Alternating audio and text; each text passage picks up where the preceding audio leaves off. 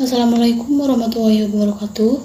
Perkenalkan, nama saya Dwi Aini Runisa dengan NIM 190803102046.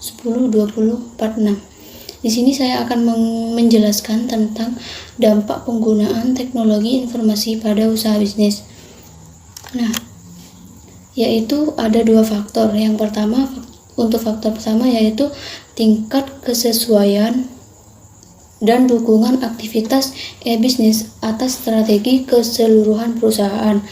Untuk faktor kedua yaitu kemampuan untuk menjamin proses e-bisnis memenuhi 3 karakteristik kunci yang dibutuhkan dalam transaksi bisnis apapun, yaitu yang pertama ada validitas, yang kedua ada integritas, dan yang ketiga ada privasi. Selanjutnya yaitu pengaruh dan peranan teknologi informasi dalam kegiatan bisnis, yaitu informasi amat diperlukan bagi kegiatan operasi manajemen. Jumlah informasi yang banyak sekali mengakibatkan sebagian informasi dilakukan manusia dan sebagian lagi dilakukan oleh mesin. Akibatnya muncullah gagasan untuk mengatasi persoalan sebaiknya manusia dan mesin membentuk sebuah sistem gabungan dengan hasil yang diperoleh dari dialog dan interaksi antara mesin dan manusia sebagai pengolahnya. Alasan perusahaan menerapkan teknologi informasi dalam perusahaannya adalah agar semakin dekat dengan konsumen, karena kemampuan teknologi informasi untuk mendekatkan jarak dan waktu sehingga semakin mendekatkan produk perusahaan kepada konsumen. Hal ini membuat bisnis di Indonesia akan semakin berkembang. Di bidang bisnis sendiri, baik perdagangan barang maupun jasa komputer, peranan teknologi informasi akan sangat penting untuk kegiatan transaksi, baik rutin, periodik, maupun insidental, dan menyediakan banyak informasi dengan cepat dan tepat. Pengaruh dan peranan teknologi informasi terhadap perkembangan bisnis online diantaranya yaitu ada 4. Yang pertama, teknologi informasi yang dapat memudahkan penyebaran informasi mampu mengembangkan bisnis online ke berbagai wilayah di dunia, seperti e-commerce yang digunakan oleh perusahaan penjual buku, musik, video, dan permainan, dan juga barang elektronik. Yang kedua, banyaknya tenaga ahli dalam bidang teknologi informasi juga membantu menumbuhkan bisnis online di internet. Dengan banyaknya tenaga ahli dalam bidang teknologi informasi, bisnis online ini banyak mengalami perbaikan sistem. Bisnis online ini juga yang tadinya sangat rentan dengan penyadapan kartu kredit yang menyebabkan ketidaktertarikan konsumen terhadap bisnis ini. Namun, dengan adanya perbaikan sistem, maka kerahasiaan identitas konsumen pun lebih terjamin. Untuk yang ketiga yaitu bisnis online banyak digemari karena fleksibilitasnya. Seseorang tidak harus berada di toko untuk menunggu pelanggan. Jadi, dengan adanya komputer dan konektivitasnya bisa sudah dapat menjual produknya ke seluruh negara. Yang terakhir, yang keempat yaitu koneksi internet yang semakin mudah dan terjangkau, akibatnya akan mengakibatkan kemajuan teknologi informasi, juga menyebabkan kemakmuran di bisnis online. Untuk selanjutnya akan dijelaskan oleh rekan saya. Selanjutnya yaitu definisi e-bisnis dan e-commerce. E-bisnis adalah kegiatan bisnis yang dilakukan secara otomatis dan semi-otomatis, dilakukan dengan menggunakan teknologi elektronik. E-bisnis memungkinkan suatu perusahaan untuk berhubungan dengan sistem pemrosesan data internal dan eksternal secara lebih efisien dan fleksibel. E-bisnis juga banyak dipakai untuk berhubungan dengan supplier dan mitra bisnis perusahaan.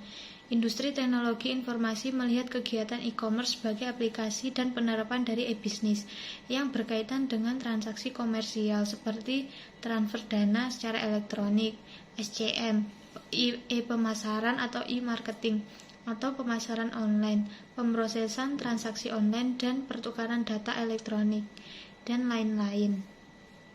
Evaluasi e-bisnis di perusahaan, yaitu ada Brock Hardware, Customer Interactivity, Transaction Enabler, dan One-to-One Relationship. Faktor penggunaan dan manfaat e-commerce.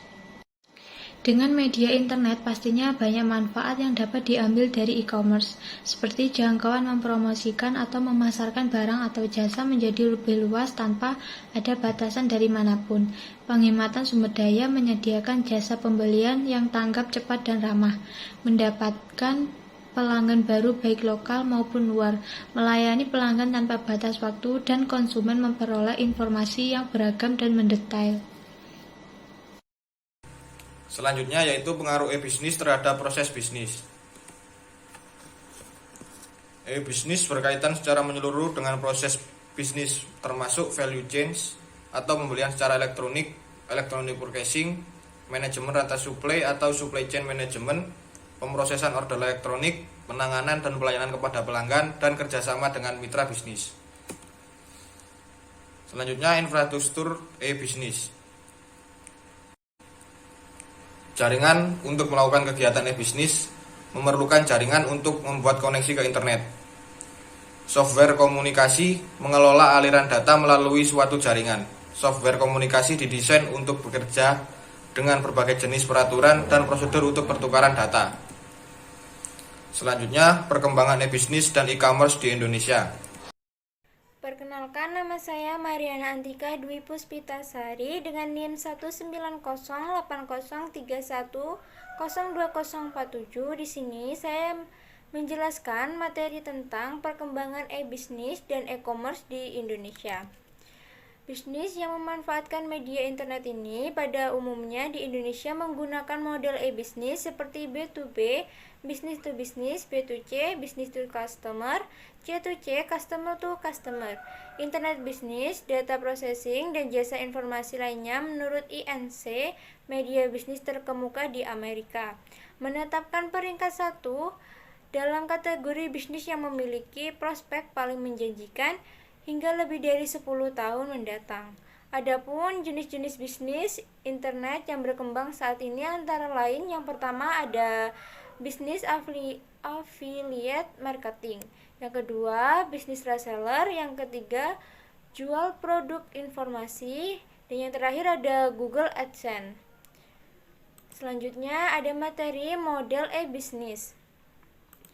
Di sini ada 4 model pokok yang berkembang dalam revolusi internet ini yang juga dinamakan The New Economy, yaitu business to business atau B2B, ada business to customer atau B2C, customer to customer, C2C. Selanjutnya, kelebihan dan kekurangan e-bisnis.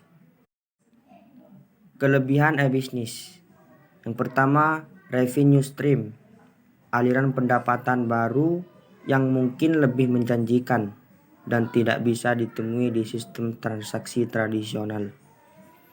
Kedua, dapat meningkatkan market expose, pangsa pasar.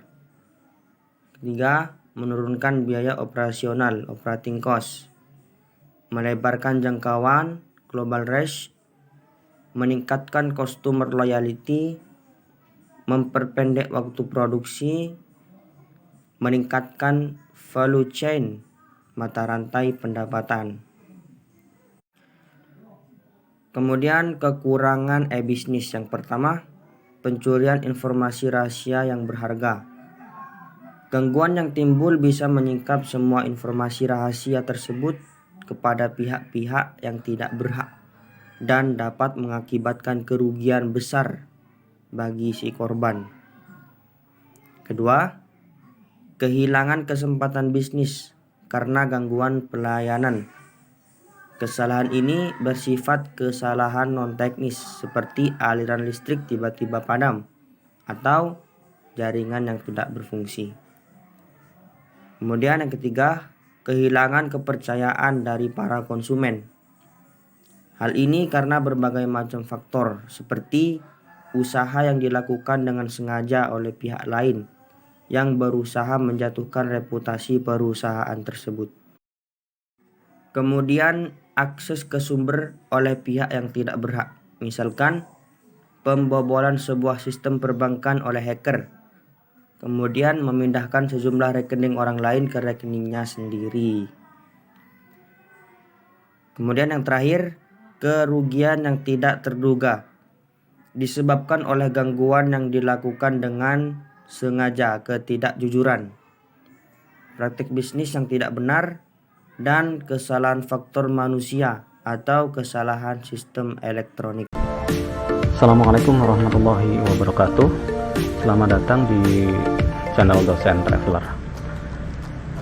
Di pertemuan kali ini, di video kali ini saya akan membahas tentang pentingnya teknologi dalam dunia bisnis.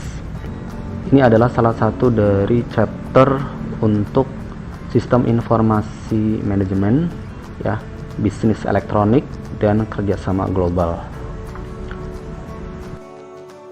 Bisa kita bayangkan para pelaku bisnis pada zaman dahulu ketika komputer belum ditemukan, mereka akan selalu mengadakan rapat rutin, ya, untuk mendistribusikan informasi atau menambah informasi dari berbagai macam pelaku-pelaku bisnis lainnya.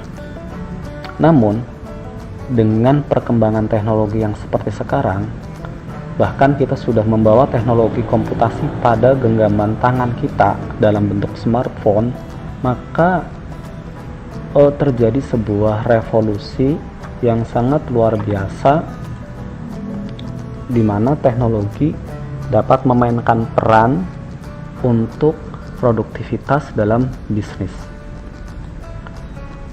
Hingga saat ini, teknologi telah menjadi kebutuhan dalam kehidupan kita sehari-hari. Dalam operasional perusahaan pun demikian. Teknologi telah menjadi sebuah acuan dalam kemajuan suatu perusahaan. Maka transformasi teknologi pada saat sekarang adalah sebuah keharusan. Dengan menggunakan teknologi, apa yang dikerjakan di dalam perusahaan akan menjadi lebih mudah, efektif, dan efisien. Penggabungan antara teknologi komputer dengan telekomunikasi saat ini telah menghasilkan suatu revolusi di bidang sistem informasi. Maka peranan teknologi dalam meningkatkan produktivitas perusahaan bisa kita temukan bagaimana peran penting teknologi bagi perusahaan itu bisa menghasilkan keuntungan-keuntungan seperti proses yang awalnya manual bisa menjadi otomatis, sehingga ini dapat mengurangi biaya untuk tenaga kerja, biaya untuk kertas, ya, bahkan kita sudah mengenal paperless, ya, bahkan mengurangi biaya untuk tenaga kerja dengan mengganti mesin-mesin, dan kita juga bisa menghilangkan alat tulis dan lain sebagainya. Kemudian keuntungan teknologi bagi perusahaan yang lain adalah hemat waktu, di mana waktu yang diperlukan untuk mengerjakan suatu pekerjaan menjadi lebih cepat dengan bantuan teknologi. Dalam dunia bisnis yang sangat penting lagi adalah keuntungan cepatnya dalam pengambilan sebuah keputusan. Karena dengan teknologi, maka data-data yang dibutuhkan dapat diperoleh dengan cepat. Ya, kita bisa membayangkan yang tadi dari awal cerita, ketika kita membutuhkan suatu data, maka biasanya pada bisnis zaman dahulu, maka pertemuan atau rapat menjadi hal yang mutlak. Sehingga dengan teknologi ini bisa menjadikan keputusan bisnis itu bisa diambil dengan cepat. Keuntungan yang lain adalah teknologi juga bisa menghemat biaya untuk promosi maupun untuk pemasaran. Bayangkan dengan era digital seperti sekarang, kemudian kehadiran dengan smartphone yang ada di tangan, Maka sebuah perusahaan ketika menginformasikan atau mempromosikan barangnya bisa langsung cepat sampai kepada tangan konsumen. Atau kebalikannya, ketika seorang konsumen ingin mencari produk-produk yang sesuai dengan keinginannya, maka dengan smartphone yang ada di tangannya dia bisa searching. Kalau bahasa sekarang, googling saja. Dengan teknologi, sistem informasi atau segala sistem pekerjaan yang ada di perusahaan maupun di perkantoran bisa terintegrasi. Terintegrasi itu berarti adanya kecepatan respon walaupun perbedaan tempat lokasi atau kantor cabang atau negara, ya, sehingga ini bisa meminimalisir kebutuhan biaya. Kemudian bagaimana teknologi informasi meningkatkan proses bisnis? Kita ingin tahu sebenarnya apa sih proses bisnis? Proses bisnis adalah kumpulan kegiatan yang dibutuhkan untuk menghasilkan suatu produk atau jasa. Dalam proses bisnis ini yang dibutuhkan adalah dukungan atas material, kemudian informasi, dan pengetahuan dari berbagai pihak yang terlibat dalam proses bisnis ini. Fungsi proses bisnis dalam sebuah perusahaan, definisi proses bisnis itu sendiri adalah mengacu pada cara yang unik di mana organisasi mengkoordinasikan berbagai pekerjaan, berbagai informasi, dan pengetahuan, serta cara-cara yang dipilih oleh manajemen dalam mengkoordinasikan pekerjaan-pekerjaan tersebut. Seperti untuk manufaktur dan produksi, maka jenis proses-proses bisnisnya adalah menyusun produk, memeriksa kualitas, menyediakan kebutuhan material. Sedangkan fungsi dari penjualan dan pemasaran, proses-proses bisnisnya adalah mengidentifikasi kebutuhan pelanggan atau mengidentifikasi pelanggan itu sendiri, kemudian memperkenalkan produk kepada konsumen, dan lainnya adalah menjual produk itu sendiri.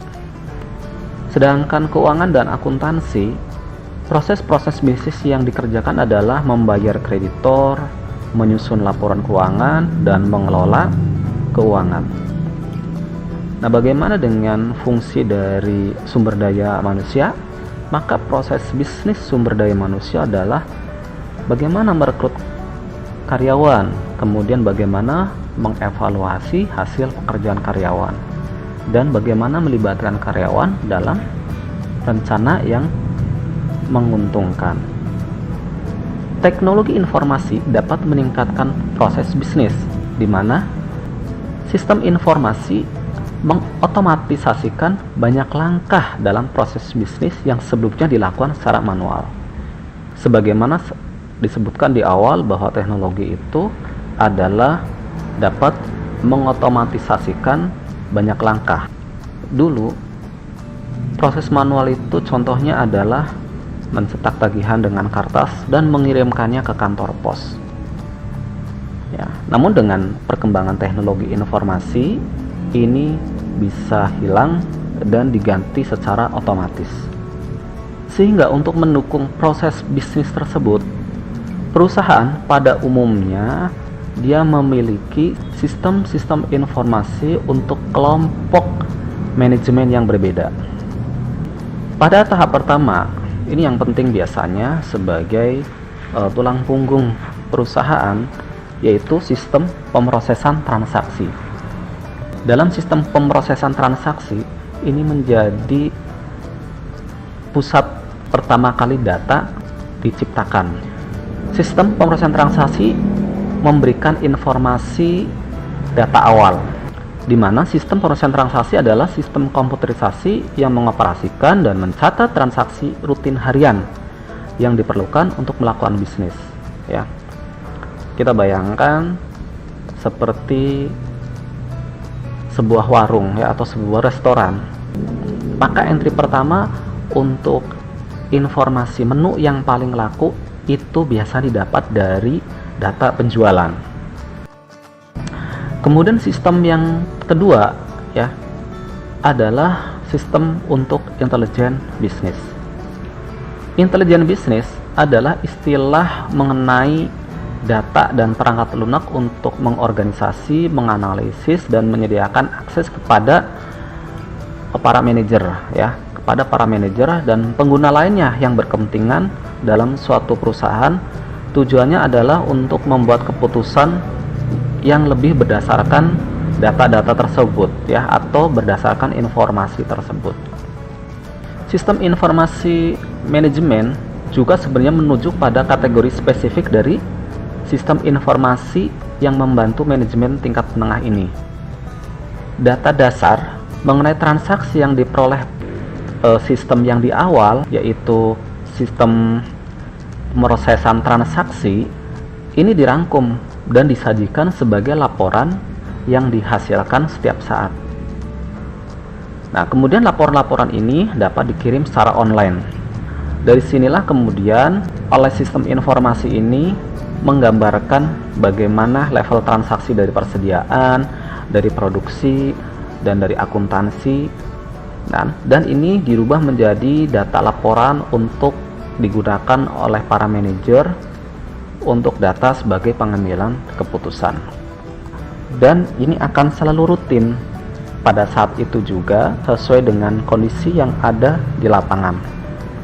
Umpamanya ada perubahan dari persediaan saat itu karena ada pembelian saat itu, atau ada transaksi saat itu, persediaannya berkurang atau bertambah, bisa terlihat pada sistem untuk intelijen bisnis.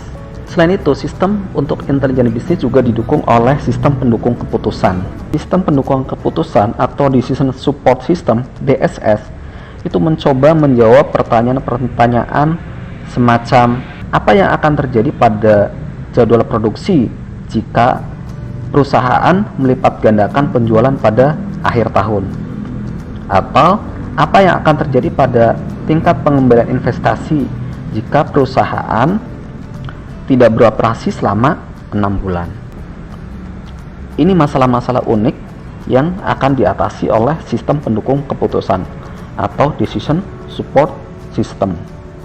Sehingga DSS itu menggunakan informasi internal baik dari Transaction Processing System atau sistem pemrosesan transaksi maupun dari SIM itu sendiri yang dikerjawantahkan dengan intelijen bisnis. Sistem selanjutnya adalah aplikasi perusahaan. Aplikasi perusahaan atau enterprise application itu merupakan sistem yang menjangkau seluruh area fungsional, berfokus pada pelaksanaan proses bisnis yang terjadi di seluruh perusahaan dan menjangkau seluruh tingkat manajemen. Sistem ini membuat perusahaan saling terhubung karena untuk menjawab bagaimana organisasi bisnis mampu mengelola semua informasi yang dihasilkan oleh sistem-sistem yang berbeda tersebut. Dalam aplikasi perusahaan ini mencakup 4 kategori utama, yaitu yang pertama adalah sistem perusahaan. Nah, sistem perusahaan ini biasanya dikenal dengan sebutan Enterprise Resource Planning (ERP). Ya, di sini untuk mengintegrasikan proses bisnis pada area manufaktur dan produksi, keuangan dan akuntansi, penjualan dan pemasaran, serta sumber daya manusia ke dalam sebuah sistem perangkat lunak tunggal. Data yang tadinya terpecah atau informasi yang sebelumnya terpecah-pecah ke dalam beberapa sistem ini disimpan ke dalam bentuk data tunggal, dan data tunggal ini berlokasi pada penampungan data dan dapat digunakan oleh banyak bisnis yang berbeda-beda. Kemudian kita mengenal sistem pengelolaan rantai pasokan atau biasa dikenal dengan Supply Chain Management atau SCM. Di sini untuk mengelola hubungan dengan pemasok. Jadi sistem ini membantu pemasok, perusahaan pembeli, distributor, dan perusahaan logistik untuk berbagi informasi tentang pesanan, tentang produksi, tentang tingkat persediaan, serta pengiriman produk dan jasa. Sehingga mereka dapat memanfaatkan sumber daya, kemudian juga mereka dapat memproduksi serta mengirimkan barang dan jasa secara efisien. Selanjutnya adalah sistem pengelolaan hubungan pelanggan, atau biasa disebut dengan Customer Relationship Management System, atau biasa juga atau disingkat dengan CRM. Ini bertujuan untuk mengelola hubungan perusahaan dengan para pelanggan. Sehingga di sini sistem ini menyediakan informasi guna mengkoordinasikan seluruh proses bisnis yang berhubungan dengan pelanggan di bidang penjualan, pemasaran, serta pelayanan. Tujuannya adalah untuk apa? Bagi sisi perusahaan untuk mengoptimalisasikan pendapatannya, kemudian juga memberikan kepuasan kepada pelanggan serta mempertahankan pelanggan. Di sini CRM membantu perusahaan untuk mengidentifikasi bagaimana minat pelanggan dan bagaimana cara mempertahankan konsumen, sehingga dalam jangka panjang ini memberikan keuntungan. Selanjutnya adalah sistem manajemen pengetahuan. Sistem manajemen pengetahuan ini memungkinkan perusahaan itu menerima dan mengaplikasikan pengetahuan dan keahlian secara lebih baik. Ya, perubahan-perubahan dalam dunia bisnis itu sangat cepat. Ya, ilmu berkembang dengan sangat cepat. Maka sangat penting sekali perusahaan itu menerapkan sistem manajemen pengetahuan. Ini memungkinkan perusahaan itu menerima dan mengaplikasikan pengetahuan dan keahlian secara lebih baik. Semakin berkembangnya teknologi, tentu saja dapat mendukung perusahaan. Ya. Pesatnya teknologi ini bisa mendukung bagaimana bidang-bidang seperti pengolahan, manajemen data, ya, proses bisnis, aliran informasi, laporan, analisis data dalam suatu perusahaan dapat terintegrasi. Dengan integrasi ini lebih efisien dan memudahkan bagi para pelaku bisnis, baik para karyawan, manajer, atau direktur untuk mengkomunikasikan bisnis. Sehingga sebuah perusahaan memerlukan sistem informasi manajemen yang melayani berbagai kelompok manajemen yang berbeda. Dan untuk mengintegrasikan itu semua, perusahaan akan membuat sistem aplikasi perusahaan. Seiring berkembangnya teknologi, kedepannya tidak menutup kemungkinan segala aspek dalam sistem perusahaan akan terus dikembangkan menjadi lebih efisien. Seluruh kebutuhan bisnis akan lebih mudah untuk disediakan. Baik, terima kasih sudah menonton video ini. Semoga bermanfaat. Jangan lupa untuk like, share, and subscribe. Wassalamualaikum warahmatullahi wabarakatuh.